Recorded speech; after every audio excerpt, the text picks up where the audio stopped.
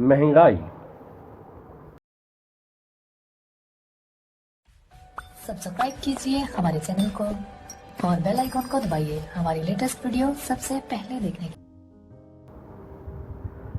महंगाई का अर्थ होता है वस्तुओं की कीमत में वृद्धि होना।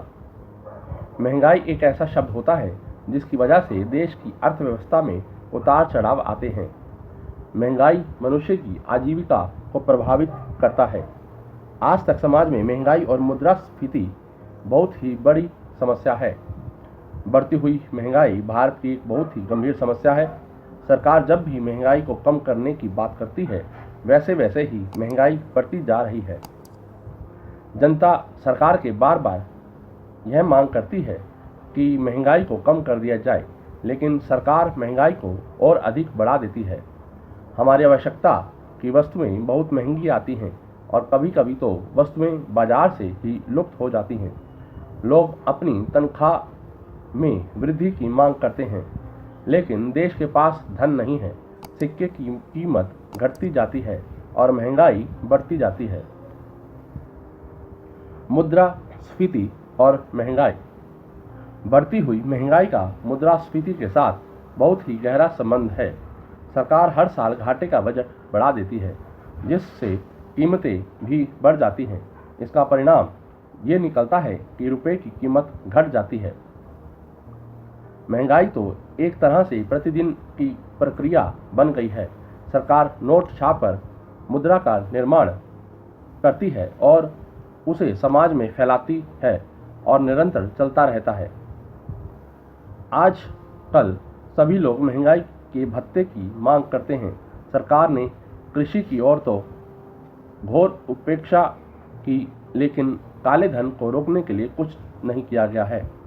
भ्रष्टाचार को रोकने का इंतजाम नहीं किया गया है, जिस वजह से मुद्रास्फीति को नहीं रोका गया है। इसी वजह से महंगाई भारत में साल दर साल ऊपर चली जा रही है। जब तक सरकार वर्तमान पर कायम रहती है, तब तक मुद्रास्फीति बढ़ती है। मुद्रास्फीति में वृद्धि पर सरकार के पास कोई जवाब नहीं है।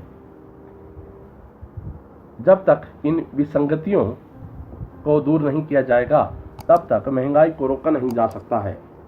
भारत में महंगाई के बढ़ने के अनेक कारण होते हैं। महंगाई की समस्या हमारे ही नहीं बल्कि पूरे संसार की एक बहुत ही गंभीर समस्या है, जो लगातार बढ़ती जा रही है। आर्थिक समस्याओं की वजह से बहुत से देश महंगाई की समस्या से मुक्त नहीं हो पा रहे हैं। हमारे भारत एक विशाल देश है। जनसंख्या की दृष्टि से यह दूसरे नंबर पर आता है। हमारे देश में जिस तरह से जनसंख्या बढ़ रही है, उस तरह से फसलों की पैदावार नहीं हो रही है।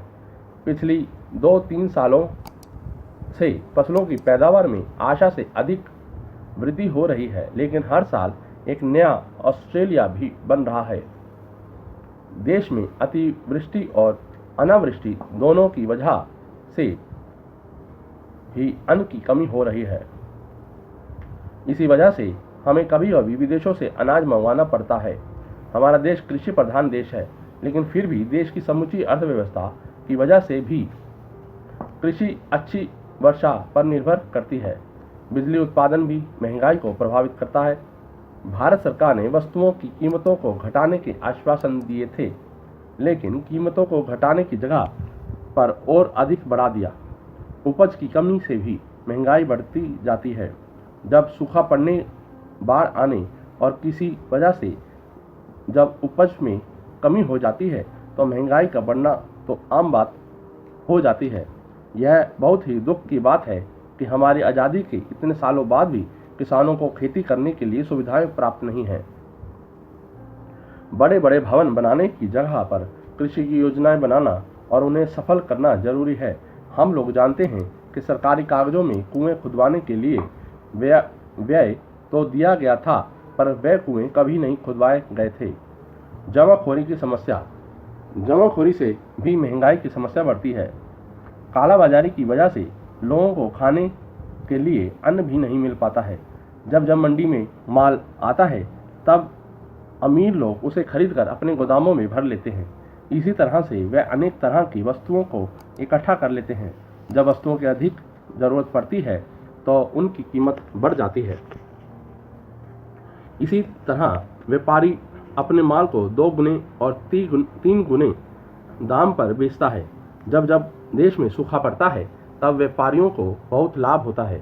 सरकार ने इस अर्थव्यवस्था के खिलाफ बहुत से कानून बनाए हैं, लेकिन फिर भी भ्रष्ट अधिकारी व्यापारियों का साथ देते हैं।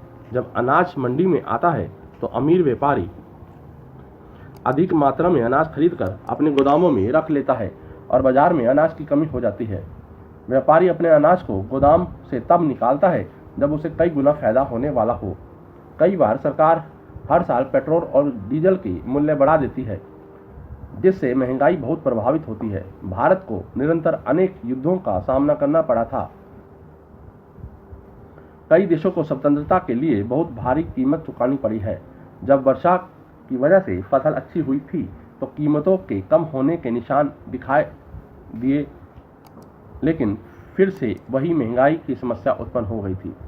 दोषपूर्ण वितरण प्रणाली।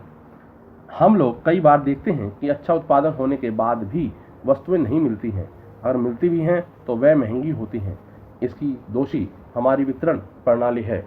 हमें कई बार उदाहरण भी देखने को मिलते हैं कि भ्रष्ट लोगों और व्यापारियों की वजह से ही महंगाई बढ़ती आ रही है। ऐसे लोगों के खिलाफ कड़ी कार्रवाई करने की जरूरत होती है। व्यापारियों को कभी भी मनमानी करने का मौका नहीं मिलना चाहिए। इस तरह के वितरण के काम को सरकार को अपने हाथों में लेना चाहिए और ईमानदार लोगों को यह काम सौंपना चाहिए। उपजों में सरकार ने बढ़ोतरी करके भी देखी है, लेकिन इससे कोई फायदा नहीं होता है।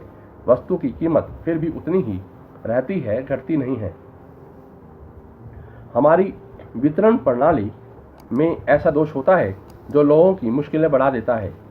जिम्मेदार हमारे देश के अमीर लोग इस महंगाई के सबसे अधिक जिम्मेदार होते हैं। आपातकाल के शुरू में तो वस्तुओं की कीमतें कम करने की परंपरा चली, लेकिन व्यापारी फिर से अपनी मनमानी करने लगे। जो तेल उत्पादक देश होते हैं उन्होंने भी तेल की कीमतें बढ़ा दी है, जिससे महंगाई और अधिक बढ़ गई है। अफसरशाही नेता, व्यापारी, ये सभी महंगाई को बढ़ाने के लिए बहुत अधिक जिम्मेदार हैं। महंगाई को रोकने के उपाय अगर कोशिश की जाए तो भारत में महंगाई को रोका भी जा सकता है। सबसे पहले सरकार को मुद्रास्फीति पर रोक लगानी होगी और बजट घाटों को बनाना बंद करना होगा। हमारे लिए यह बहुत दुख की बात है कि आज तक किसानों को सिंचाई के लिए आधुनिक साधन प्राप्त नहीं हुए हैं। सरकार को बड़े बड़े नगरों के विकास की जगह पर गांवों के विकास पर अधिक ध्यान देना चाहिए। पूरे देश के लिए एक तरह की सिंचाई व्यवस्था का आयोजन होना चाहिए। महंगाई को रोकने के लिए समय समय पर हड़तालें और आंदोलन चलाए गए हैं। महंगाई की वजह से गरीब लोग पहनने के लिए कपड़े नहीं खरीद पाते हैं। वे अपनी ज़रूरतों को पूरा करने के लिए गलत रास्ते पर चल सकते हैं। इसलिए गरीबों के लिए कम दाम में वस्तुएं उपलब्ध करनी चाहिए। सरकार को कालाबाजारी, जमाखोरों को रोकने के लिए बहुत ही सख्त कानून बनाने चाहिए। महंगाई को ख़त्म करने के लिए जनता को भी सरकार का साथ देना चाहिए। जनता का कर्तव्य है कि महंगी चीज़ों से दूर रहे। उसे महंगाई से होने वाली समस्याओं के बारे में सोचना चाहिए। समुचित वितरण की व्यवस्था। जरूरत की चीज़ों के उपभोग के समुचित वितरण के लिए बहुत से कानून बनाए गए हैं। हर जगह में खाद्यान्नों की पूर्ति के लिए खाद्यान्न आपूर्ति विभाग स्थापित किए गए हैं। जगह जगह पर राशन की दुकानों को खोला गया है। और खाद्यान्न वितरण की व्यवस्था समुचित हो तो महंगाई को रोका जा सकता है, लेकिन ऐसा होता नहीं है। व्यापारी का एकमात्र लक्ष्य धन कमाना होता है। वह इसके लिए अलग अलग तरह के रास्ते निकालता रहता है। इस सब को देखकर ऐसा लगता है जैसे भ्रष्टाचार का सांप भी यहाँ पर अपना विष घोलता रहता है। जो लोग वितरण व्यवस्था के अधिकारी होते हैं वह अपनी जिम्मेदारी का पालन नहीं करते हैं। इसका परिणाम यह निकलता है कि दुकानदार जरूरतमंद वस्तुओं का संग्रह कर लेता है और अधिक से अधिक मूल्य में उसे बेचता है। उपसंहार। महंगाई को कम करने के लिए बहु उपयोगी राष्ट्र नीति की जरूरत है। जैसे जैसे जनसंख्या बढ़ रही है उस तरीके से महंगाई को रोकना बहुत ही जरूरी है, नहीं तो हमारी आज़ादी को दोबारा से खतरा पैदा हो जाएगा। हमारी अधिकांश समस्याओं का मूल कारण बढ़ती हुई जनसंख्या है। जब तक जनसंख्या को वश में नहीं किया जा सकता, महंगाई कम नहीं होगी। महंगाई की वजह से निम्न वर्ग के लोगों को ज़रूरत की चीज़ें नहीं मिल पाती हैं और उन्हें खरीदने की लालसा पैदा होती है।